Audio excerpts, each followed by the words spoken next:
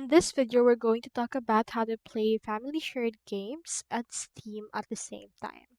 So in order to do this, what you can do is I have in here this particular thread, and as you can see, you can head over and do those if you're an owner.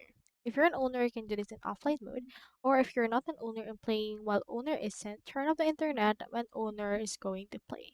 So as fortunately this particular option has been patched, and what you can do instead is you can head over and then just switch Steam into offline mode, and it will actually update the playtime even when offline. So you can head over and then try playing the game from your library even in offline mode, and we can head over and then figure it out. But for this case, only the owner of Steam account has to be in offline mode since they will have access to the game, and the person who has access to the sharing library must be online in order to access the library itself. So that's all there is today, and I hope this video helped you out.